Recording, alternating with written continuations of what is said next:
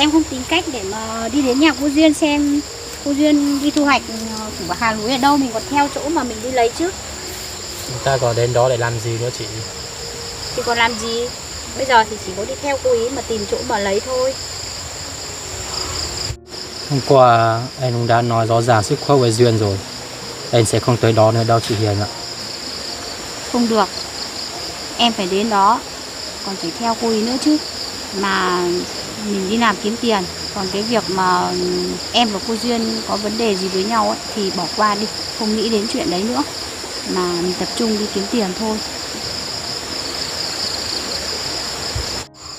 Bây giờ việc quan trọng là chúng ta phải cùng nhau kiếm tiền để lo trả nợ cái khoản nợ mà em nợ cụ Sung ý. Vâng. Thế thì chị vào nhà chuẩn bị đi. Chúng ta cùng nhau đi đến đó để xem Duyên đi thu hoạch ở đâu, rồi mình sẽ đi theo cô ấy. Đi, thì mình đi chuẩn bị đi.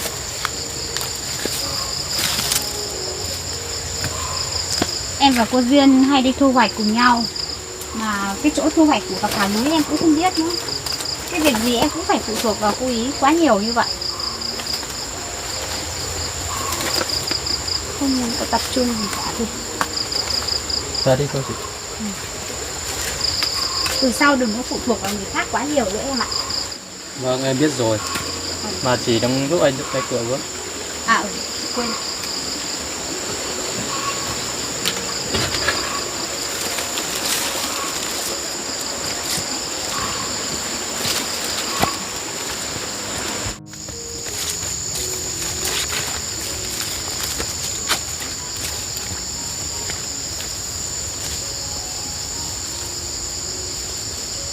Hôm nay thì cố gắng lấy được đầy một cái củ này nhá.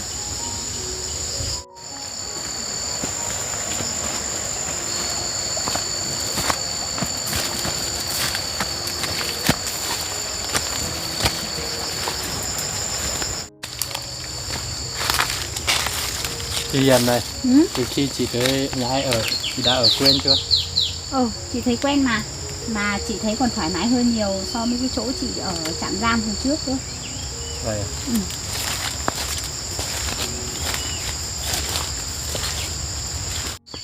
Em sợ chị về đây, chị lại không quên cuộc sống vất vả giống như em. Không sao đâu em ạ, chị cũng chịu đựng được mà. Nhưng mà từ giờ chúng ta sẽ sống thành một con người lương thiện hơn em ạ. Mình cố gắng làm sao không bị vi phạm pháp luật để phải đi vào cải tạo như chị hồi trước, khổ lắm. Duyên này, Duyên đã đi thu hoạch chưa?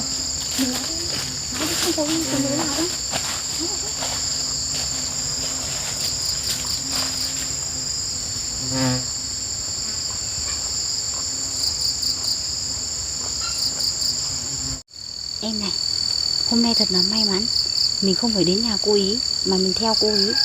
Đây tự nhiên mình lại tình cờ thấy cô ấy đi thu hoạch qua đây. Chắc chắn cô ấy sẽ đi thu hoạch của bạc hà núi đấy. Chị em mình ngồi im ở đây nhá. Vậy thì hôm nay mình đi theo Duyên, rồi hôm sau mình sẽ không đi theo cô ấy nữa, mình sẽ tự đi cũng được chị ạ. Đúng rồi đấy.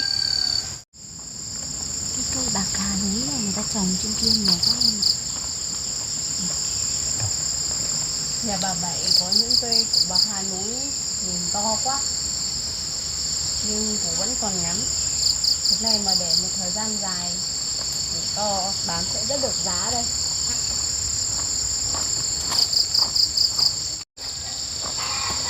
Đã lâu rồi mình không thu hoạch củ bạc hà ở phía núi bên kia. Có lẽ hôm nay mình sẽ tới đó xem có không để mình cùng lấy.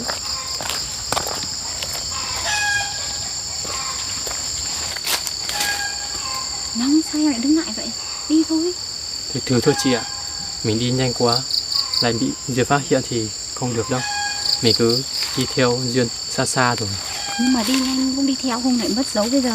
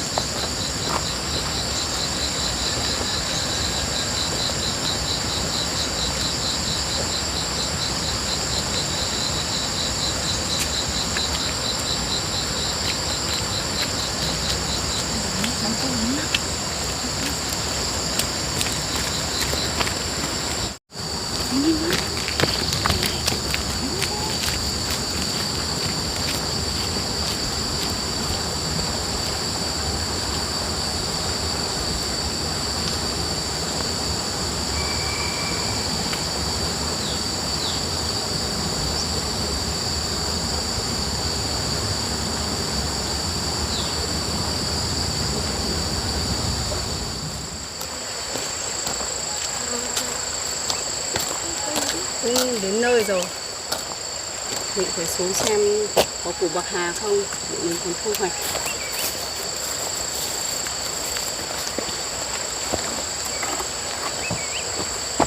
Long này, thực ra cái chỗ cô Duyên thu hoạch của bà Hàng Núi rất là gần đây mà em lại không biết.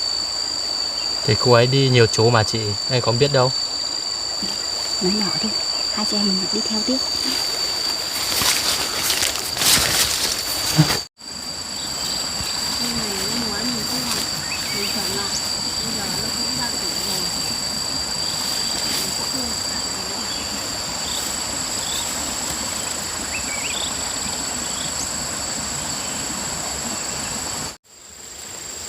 Củ bạc hà này vẫn còn nhỏ, nhưng bây giờ bạc hà núi cũng hiếm quá, mình cũng đành phải thu hoạch nó để giao cho khách thôi.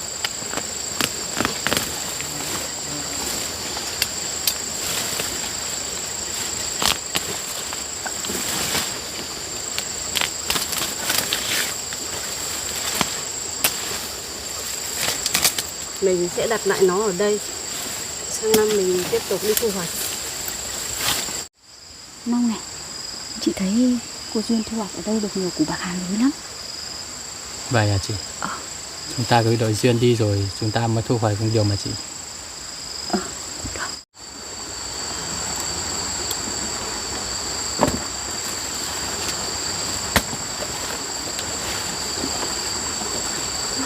Đi xuống đây đi Long. Long. Em cứ đi thu hoạch xung quanh đây đi, để chị đi theo xem cô ấy lấy ở chỗ nào nữa.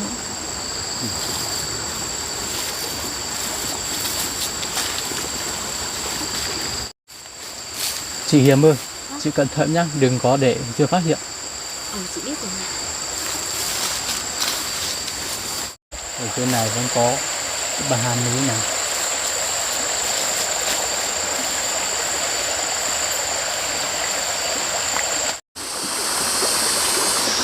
Quanh đây toàn cây non. Ở phía dưới kia có cây to quá, không biết chủ của nó có to không nhỉ?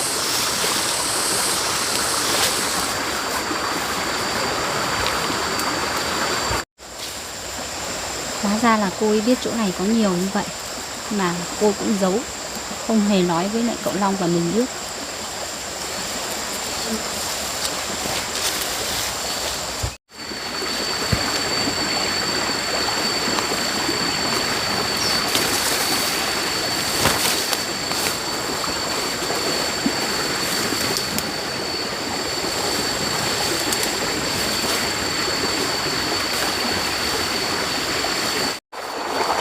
Nhìn cây này to quá, không biết củ của nó có to không.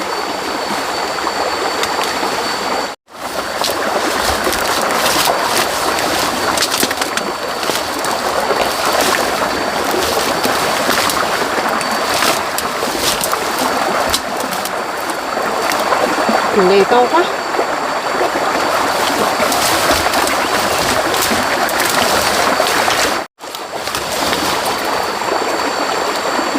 Gãy mất rồi. Cái này mình vẫn lấy được một phần củ của nó nữa.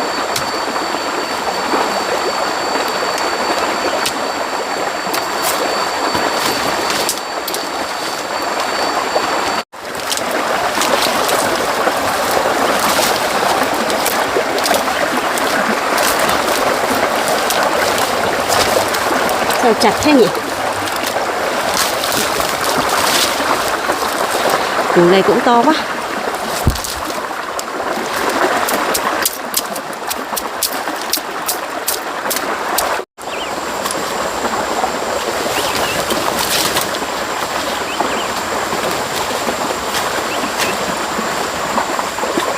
Mình sẽ để đây, sang năm mình lại tiếp tục thu hoạch.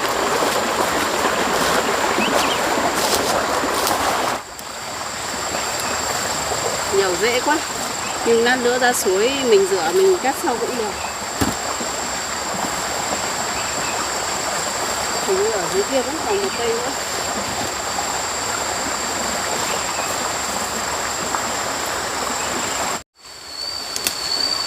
Cô ấy cũng lấy được nhiều phết rồi đấy. Thôi, Mình cứ ở đây để theo dõi cô ý, rồi mình sẽ có cách. Không phải thu hoạch mà vẫn có để mang về nhà. Cứ để cho cô ta chịu khó đầy cái gùi đi đã.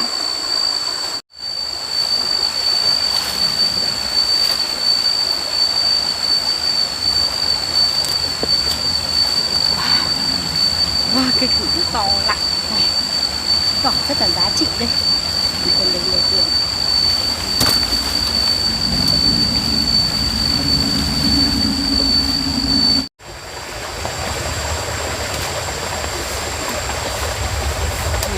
Có cái củ này cũng đẹp.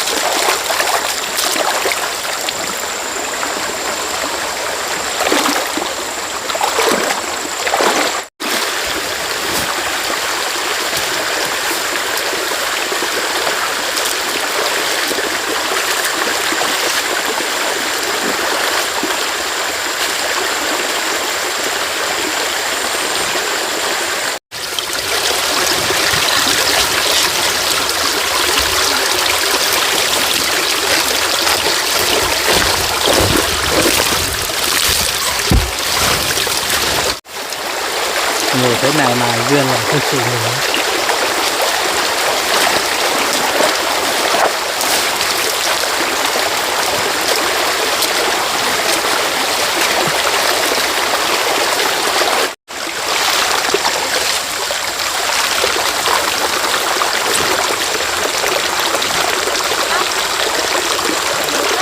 Chị à, mà lúc nãy chị không mang dao à chị?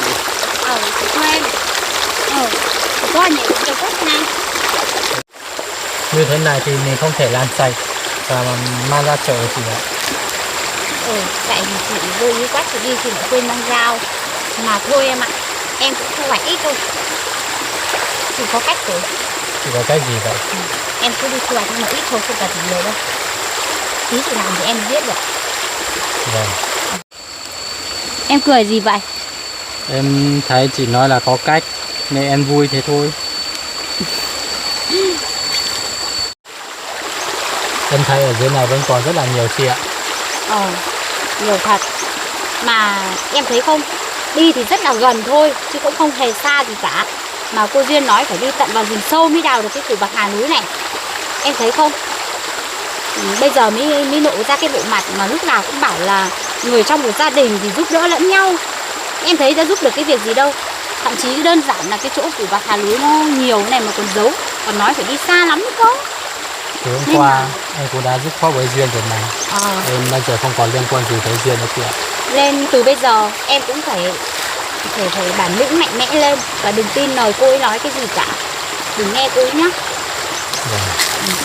Chị tốt với em quá. Thì em cũng có lúc em tốt với chị cơ mà. Làm sao chị quên được công ơn của em đâu. Mà bây giờ việc quan trọng nhất là chúng ta cùng nhau cố gắng kiếm tiền để trả nợ anh Trung cho em đi, cho nhẹ nhàng, rồi chị em mình lại lo làm ăn lại nhá. Vâng. Cái vừa nãy chị bảo chị có cách lấy của bà Hàn nữa mà. Chị đi lấy đi. Chị có cách. Em cứ chờ chị rồi chị sẽ làm. Vâng. Vậy em ở đây em rửa đi nhá. Chị đi trước chị lấy nhá. Vâng.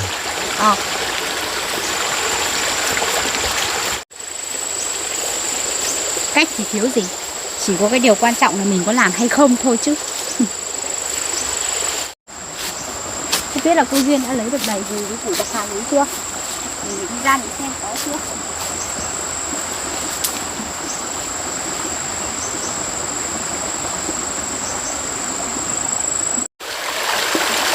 Có mới con dao thôi mà chị Hiền cũng quên. Không biết chị ấy bảo là có cách đi lấy của bà Hàn này. Không biết có cách nào hay. Nhưng mà hôm nay chị ấy lấy được nhiều. thì mình mới nể phục tài năng của chị ấy.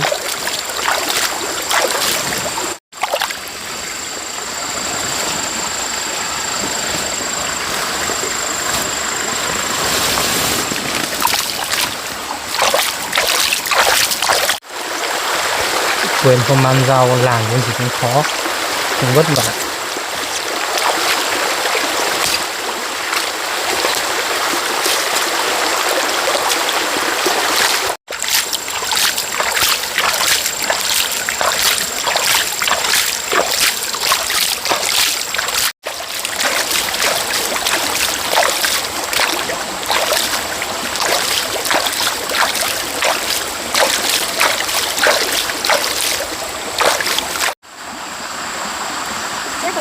Không thấy cô đâu ở chỗ nào nhỉ?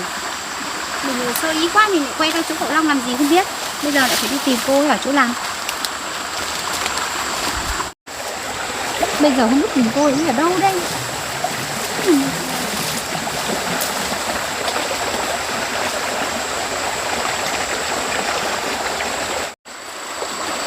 À đây, đây là cái cây mà cô vừa thu hoạch cái củ của nó xong đây mà. Chứng tỏ là cô ấy cũng chỉ thu hoạch quanh đây thôi chứ cũng chắc chưa đi đâu xa cả đâu.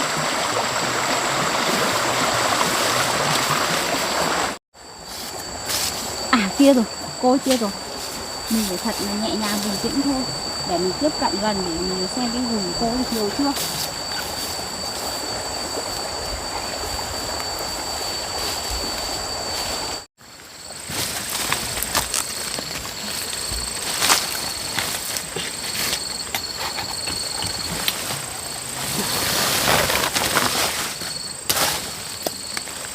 Quanh đây cũng có nhiều mà, cũng may mình chưa phải đi vào trong rừng sâu.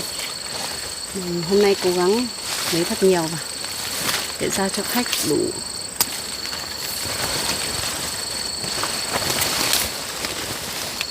Nhiều gai quá.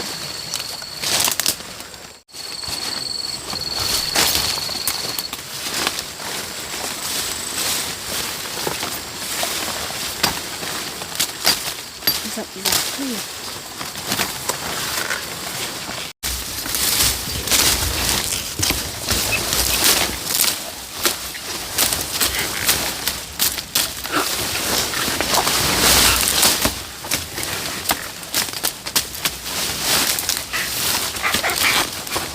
Củ này to quá.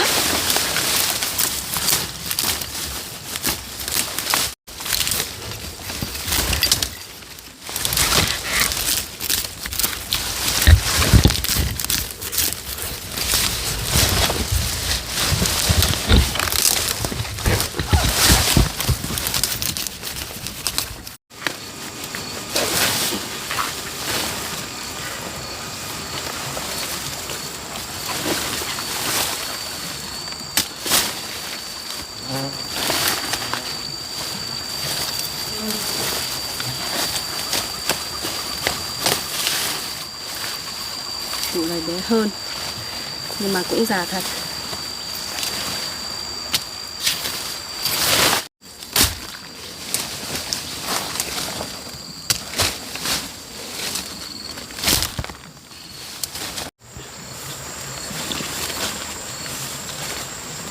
Ui, đây rau dớn ngọn mập thế nhỉ. Lát nữa mình hái một ít mang về để nấu ăn.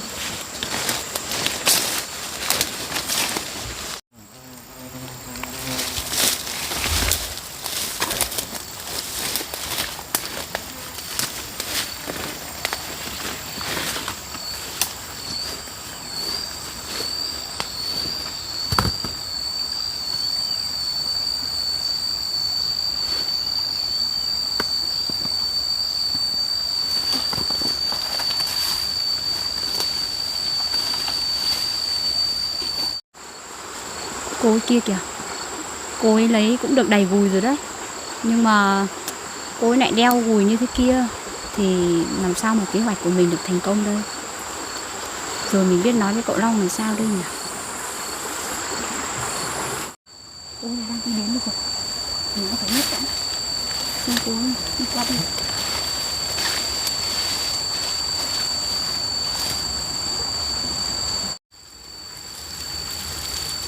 Kể ra thì những cái lúc khó khăn như thế này mình mới biết là đi kiếm được đồng tiền nó vất vả quá thật.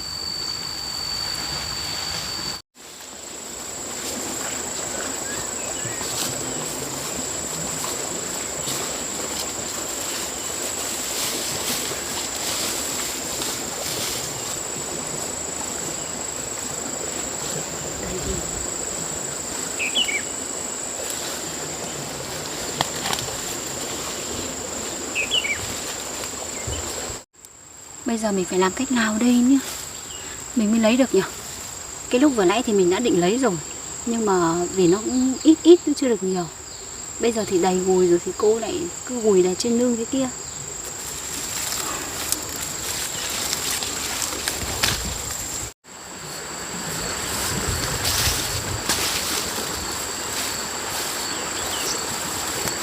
Cô bỏ gùi xuống rồi đó.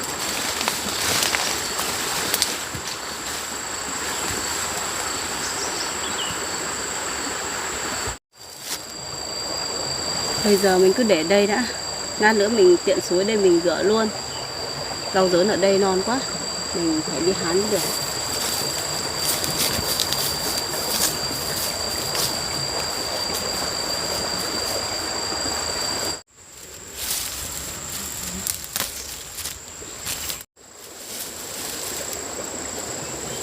Phía trên kia mình thấy ngọn nhiều hơn và mập hơn ạ.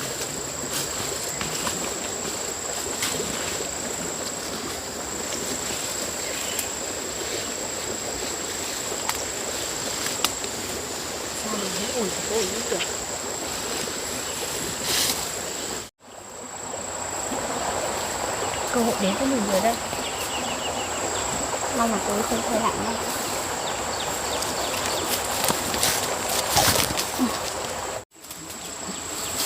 Cơ hội đến với mình rồi đây.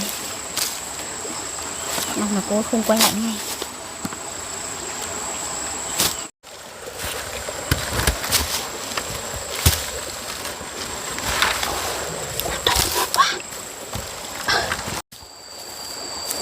Thôi, mình lấy một lửa thôi. Mình không cần phải lấy nhiều mà còn có cả của cậu Long nữa. Mà mình lấy như thế còn để lại cho cô một ít không thì lại bảo là đi lấy hết.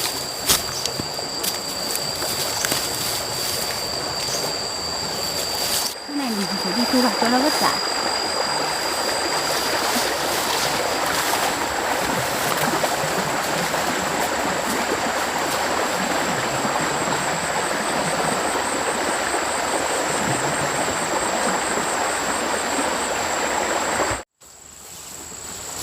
Cũng được nhiều rồi. Lát nữa mình cũng sẽ bán bớt một ít, còn một ít mình mang về ăn. Bây giờ mình phải mang của bà Hờn núi đi rửa đã.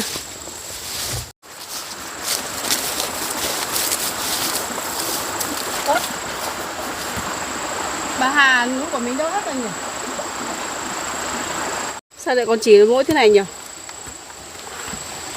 Mà từ lúc đến giờ có ai đi qua đây đâu. Không thể nào. Bao nhiêu công sức của mình đi kiếm được mấy củ, giờ lại đi đâu không biết. Hay họ có vứt xuống suối không nhỉ?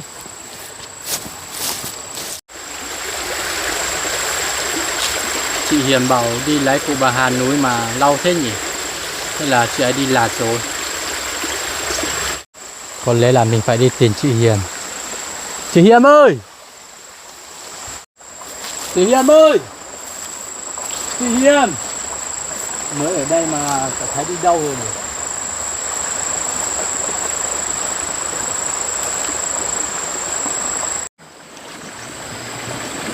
Chị Hiền ơi! Chị Hiền ơi! Làm ở đâu rồi? Chị Hiền ơi!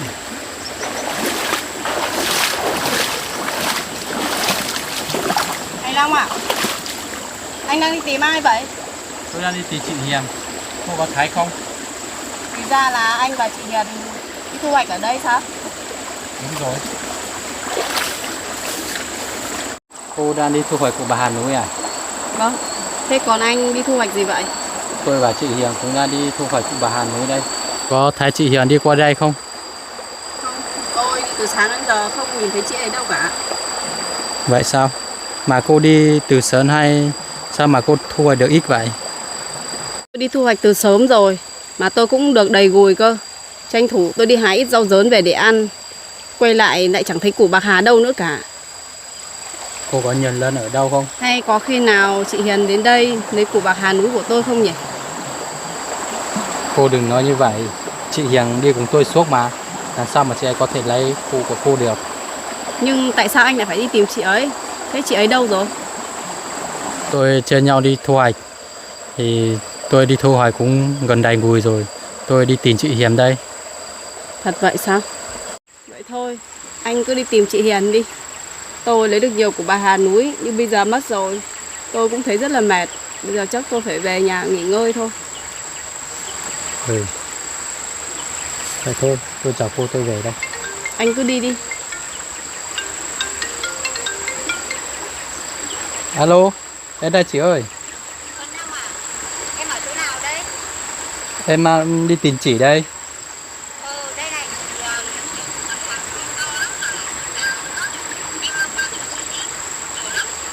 Vâng, thế để em qua chỗ chị ạ. Em. Anh không đi tìm chị Hiền nữa sao? Chị Hiền cũng gọi điện cho tôi là chị ấy cũng tìm được rất là nhiều rồi. Nên bảo tôi về. Vâng, thế anh đi đi. Ừ.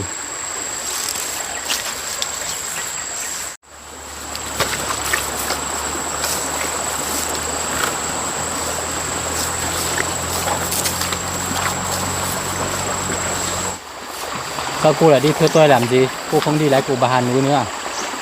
Tôi đâu có đi theo anh đâu. Tôi đi về mà.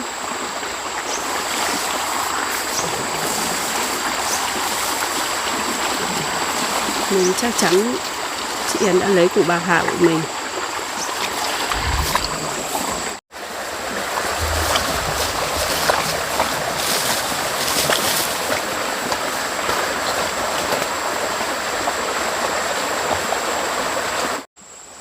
Sao lâu thế nhỉ? Mãi không thấy đâu mà mình có phải trẻ con đâu mà phải đi tìm mình chẳng biết. Đây rồi. Đi đâu mà lâu thế? Chị Hiền à? Ừ. Anh đang đi tìm chị đây. Đây là chị lấy được cả những củ to lại còn già nữa. Em thấy chưa? Sao chị giỏi thế? Nhiều nữa chứ. Đúng thật là chị giỏi thật đấy. Chị lấy toàn là những củ to, củ già thôi chị ạ. Đúng rồi, chị mị. Thế này thì mình bán được nhiều tiền lá chị ạ. Thế em cho ra gửi đi. Trả lại củ bạc hà cho tôi đây. Tôi Duyên, của tôi mà. Của chị hồi nào vậy? Tôi đi lấy cơ mà. Chị lấy ở đâu? Tôi lấy ở đây này. Chị lấy ở gùi của tôi phải không? Làm gì có chuyện đấy thế? Cô có nhìn thấy không mà cô lại nói tôi như vậy? Cái này, cô có nhầm lẫn gì không? Đây là của chị Hiền lấy về mà. Đúng rồi. Tôi không nhầm đâu. Số bạc hà này là đúng tay tôi lấy đấy. Tôi còn để lại Đưa trả đây cho tôi vì là của tôi cơ mà. Cô trả đây. Mang lại đây cho tôi. Không phải là của con ở trong gửi ấy. Không phải là của cô ở đây. Hai người làm cái gì vậy? Nó là của tôi mà. Của tôi, cô có nhìn thấy tôi lấy Đây là không? của chị Hiền mà. Đúng rồi, của mình đây em ạ. Mình cất vào trong kia. Cho tôi đây. Nào cô bỏ tay ra. Đừng có mà tranh. Của tôi chứ của cô đâu. Của chị lấy hồi nào vậy? Tôi lấy lúc vừa nãy xong mà. Hay là cô không đi lấy được, cô lại tranh của chúng tôi? Phải đấy. Cái này là của tôi. Anh Long. Cô bỏ ra. Cô đừng có mà giật. Không phải của mình thì cô đừng có giật. Biết là tôi vất vả lắm mới lấy được số củ bạc hà núi này không? Tôi biết là bây giờ nó cũng rất là khan hiếm và khó tìm. Nhưng đây là công sức của tôi. Mọi người lại lỡ lấy nó sao? Duyên này, cô có nhầm lẫn gì không? Tôi và chị Hiền cũng vất vả lắm muốn lấy được cái củ bạc hà núi này về đây mà. Đúng rồi. Cô có bằng chứng là chúng tôi lấy của cô không? Bằng chứng thì tôi không có. Nhưng tôi chắc chắn là hai người đã theo dõi tôi đi thu hoạch. Và rồi lấy củ bạc hà núi của tôi. Cô đừng có mà đặt điều cho người khác. Củ bạc hà này á, tay tôi lấy nên là tôi nhìn qua là tôi biết rồi. Hai người còn cãi sao? Củ bạc hà thì củ nào nó chả giống nhau. Mà tóm này là Long à, mình không đứng đây đôi co với cô ý nữa. Mà bây giờ mình thu dọn mình mang về đi. Rồi còn phải đi đổ hàng cho khách nữa.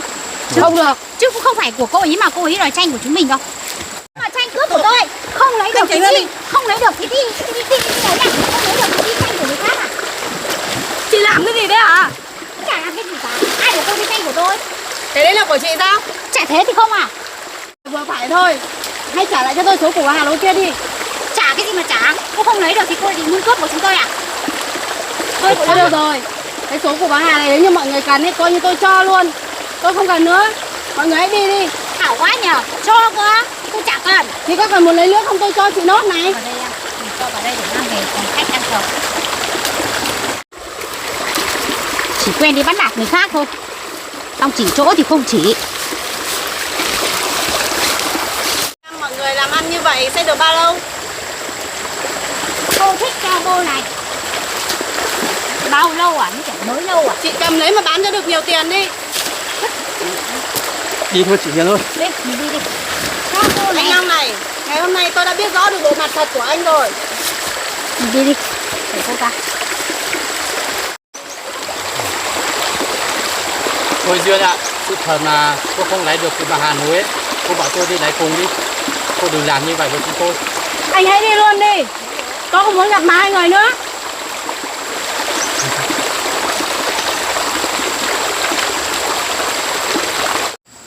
Chị Hiền này chỉ có lấy của bà Hà núi của Duyên không? Làm gì phải lấy của cô ý? Chị có sức khỏe chị tự chị lấy được mà. Làm gì phải lấy? Nhanh đi em, có kịp mình còn giao hàng cho khách nữa. Chị làm như vậy em thấy rất là có lỗi với Duyên. Em cứ lo cho bản thân mình đi, từ từ. Lo cho bản thân mình đi. Làm gì phải lo cho cô ý nữa.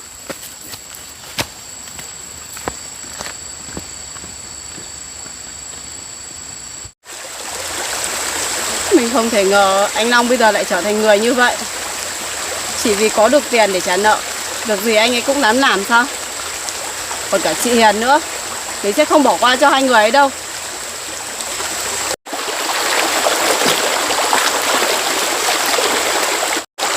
Thật uổng công, trước đây mình đã giúp đỡ anh ấy. Từ khi anh ấy còn lang thang ở ngoài đường, không có nơi ở. Mình cũng đâu có đòi hỏi anh ấy phải trả ơn mình đâu. Mình không ngờ hôm nay anh ấy lại đối xử với mình như vậy.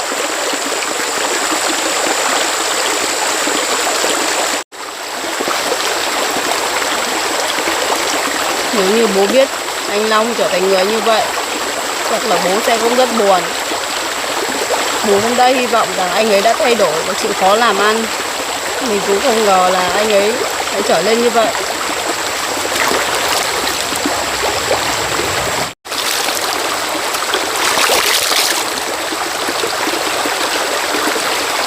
Liệu mình có nên nói cho anh Sung biết chuyện này không nhỉ?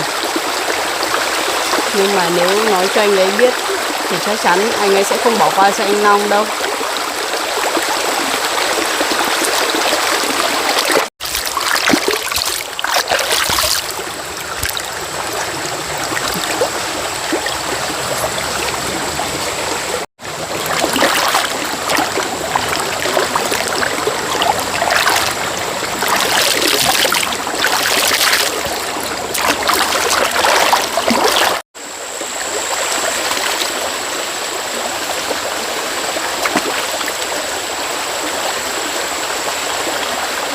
Thôi, coi như ngày hôm nay mình xui xẻo đi.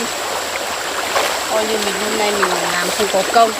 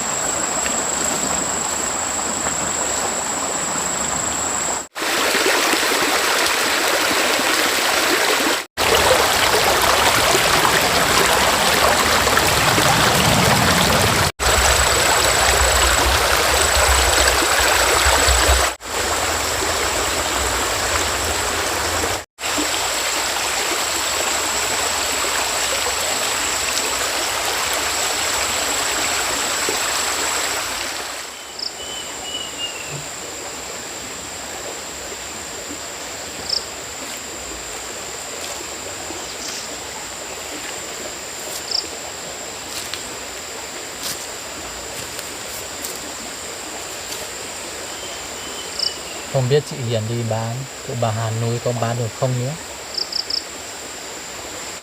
Mình và chị Hiền làm như vậy với Duyên, không biết có quá đáng quá không nhỉ. Bây giờ mình suy nghĩ lại rồi, mình cũng cảm thấy rất là áy náy.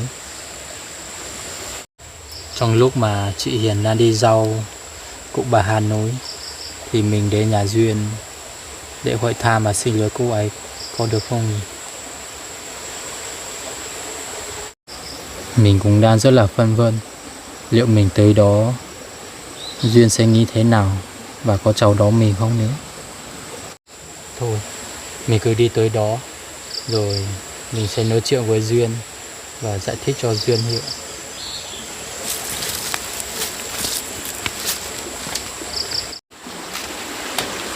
Mà không biết Duyên đã về chưa. Nếu cô ấy chưa về thì chắc mình cũng phải ở nhà cô ấy đợi cô ấy về thôi.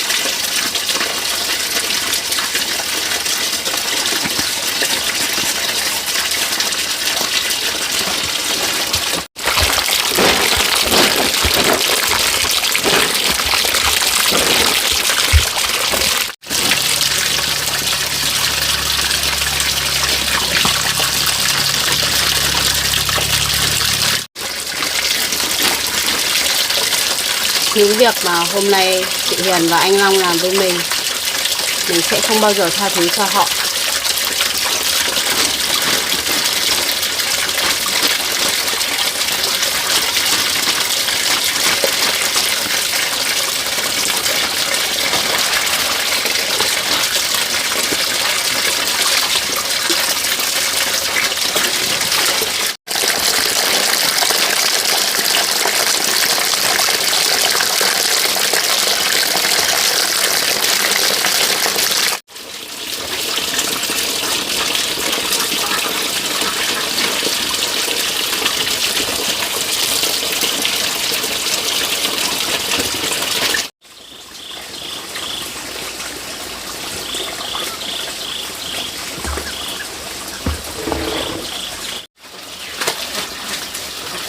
Duyên à, cô đã về rồi sao?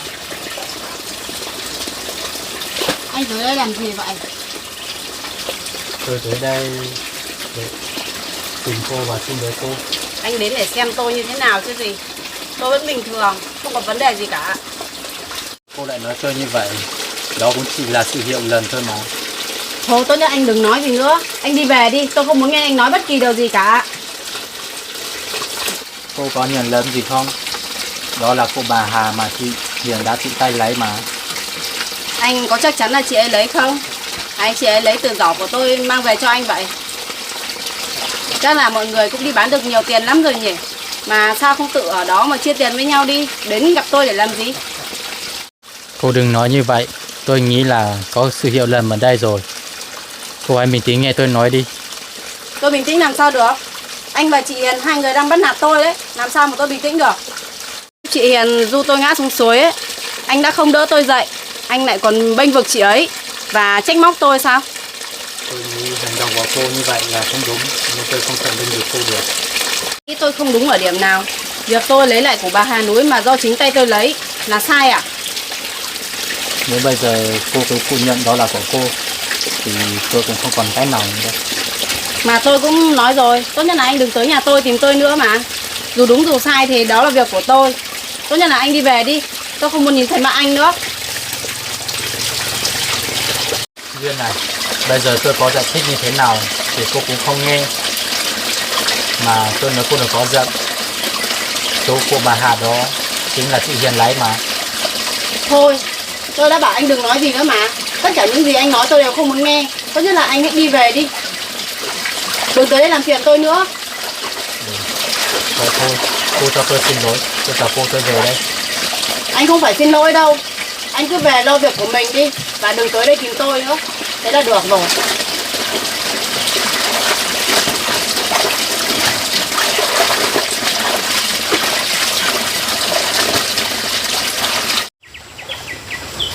Duyên tức giận đến như vậy. Có khi nào chị Hiền đã lái số cụ bà Hà của Duyên không? Có sự nhầm lẫn ở đây. Mình phải về gọi gió chị Hiền mới được.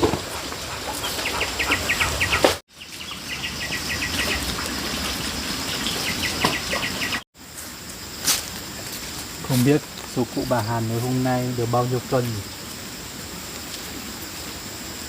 Việc cũng giúp đỡ mình trong thời gian này, mình cũng cảm thấy rất là vui.